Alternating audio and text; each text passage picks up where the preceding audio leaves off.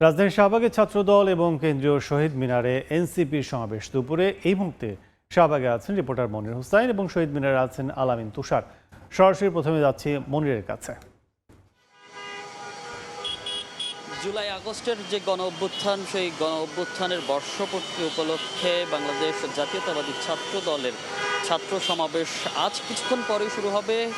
ঠিক 12টায় শুরু হওয়ার কথা রয়েছে রাজধানীর শাহবাগে। সেই প্রস্তুতি কিন্তু এখন চলছে এবং শেষ মুহূর্তের প্রস্তুতি। আমরা আসলে যেটি দেখছিলাম যে যেই মঞ্চ তৈরি করা হয়েছে সেই মঞ্চের কাজ চলছে এবং কিছু নেতাকর্মীরাও আস্তে আস্তে আসছেন। তবে এখন পর্যন্ত রাজধানীর শাহবাগ যেহেতু জনগুরুত্বপূর্ণ মোড়, সেক্ষেত্রে এখনও যে অফিসগামী বাহন এবং গণপরিবহনের জন্য এখনও পর্যন্ত রাস্তা খোলা রাখা হয়েছে। হয়তো কিছুক্ষণ পরে যে ডিএমপির থেকে যে নির্দেশনা দেওয়া হয়েছিল, সেই নির্দেশনা অনুযায়ী বিভিন্ন দিক থেকে যে ডাইভারশনগুলো করা হচ্ছে সেগুলো দিয়ে যান চলাচল করবে। এবং এখানে এখনকার যেই প্রস্তুতি সেটি আসলে যে সাউন্ড চেক, তারপর যেই মঞ্চের শেষ সময়ের কাজ সেটি চলছে। এবং ধীরে ধীরে আমরা আসলে কিছু নেতাকর্মীদেরকে দেখছি, তারা আসছে এবং তারা তাদের যেই সমাবেশ সেটি সফল করার জন্যই আসছেন। এবং যেটি ছাত্র দলের পক্ষ থেকে আসলে জানানো হয়েছে যে আজকের যেই ছাত্র সমাবেশ, সেখান থেকে তারা যেই জুলাই গণ অভ্যুত্থান হয়েছে সেখানকার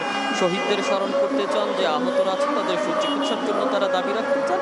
এবং সর্বোপরি আসলে তারা বলছেন, এবং আমরা দেখেছি যে গতকাল যেহেতু শাহবাগ অবরুদ্ধ হয়ে যাবে বা শাহবাগে আসলে সমাবেশটি করা হচ্ছে, সেক্ষেত্রে যান চলাচলে দুর্ভোগ সৃষ্টি হতে পারে নগরবাসীর। সেক্ষেত্রে ছাত্র দলের পক্ষ থেকেই দুঃখ প্রকাশ করে অগ্রিম একটি বিজ্ঞপ্তি দেওয়া হয়েছে এবং বেশ কিছু নির্দেশনাও কিন্তু ছাত্র দলের পক্ষ থেকে দেওয়া হয়েছে এবং যান চলাচলের ক্ষেত্রে ডিএমপি থেকেও নির্দেশনা দেওয়া হচ্ছে।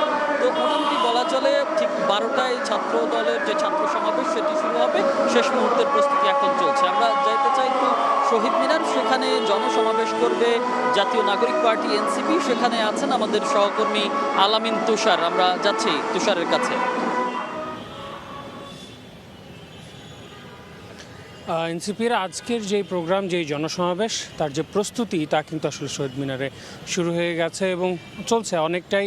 এই প্রস্তুতি কিন্তু দর্শক প্রায় শেষ দিকেই বলা যায়। স্টেজের যেই প্রস্তুতি সেটা অনেকটাই প্রায় শেষ এবং স্টেজে সেই সময়কার যে স্লোগানগুলো, মাতৃভূমি অথবা মৃত্যু, দিল্লি না ঢাকা, মায় আমার ভাইয়ের রক্ত বৃথা যেতে দেব না, যে স্লোগানগুলো ছিল সেই স্লোগানগুলো স্থান পেয়েছে। এবং বিকেল 4টা নাগাদ যে নতুন বাংলাদেশের ইশতেহার ঘোষণার কথা রয়েছে সেই জায়গাগুলো কিন্তু এখানে মাথায় রাখা হয়েছে। স্টেজের মোটামুটি কাজ কিন্তু শেষ। এর মধ্যে শহীদ মিনারের যেই অংশটা রয়েছে সেই অংশগুলোকে তারা আসলে একটি আলাদা করে ব্যারিকেড দিয়ে কিন্তু সেটাকে আলাদা করে রাখা হয়েছে এবং চারপাশে বেশ কয়েকটি এলইডি স্ক্রিন রাখা হয়েছে, যেন যারা আসলে সাধারণ যারা আসবেন, দর্শনার্থী যারা রয়েছেন, তারা যারা আসবেন তাদের জন্য কোনো সমস্যা না হয় সেই যেগুলো মাথায় রেখে। এর বাইরেও নিরাপত্তার কথা মাথায় রেখে র্যাব এবং পুলিশের পক্ষ থেকে বিভিন্ন জায়গায় সিসিটিভি ক্যামেরা ইনস্টল করতে আমরা দেখছি।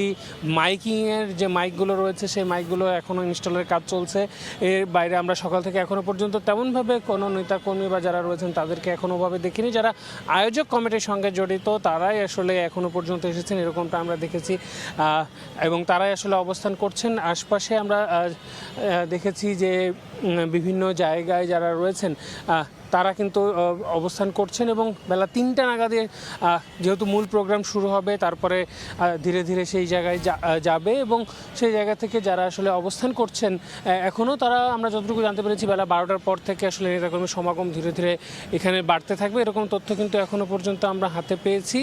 তো এর বাইরেও আমি যদি বলি, এখানে নিরাপত্তা যেমন বাড়ানো হয়েছে, এখানে যেন পানির কোনো সমস্যা না হয় সেই জায়গাগুলো মাথায় রেখে ঢাকা ওয়াসার গাড়ি আমরা দেখতে পাচ্ছি। এর বাইরেও বিভিন্ন জায়গায় মানে নিরাপদ এবং পানির ব্যবস্থা কিন্তু রাখা হয়েছে। এর বাইরেও যদি আমি বলি, এখানে মোবাইল টয়লেটের ব্যবস্থা রাখা হয়েছে। এখানে যেন যারা আসবেন তাদের জন্য কোনো সমস্যা না হয় সেগুলো মাথায় রেখে কিন্তু এই আয়োজকরা কিন্তু এই সবগুলোর ব্যবস্থা কিন্তু তারা রেখেছেন।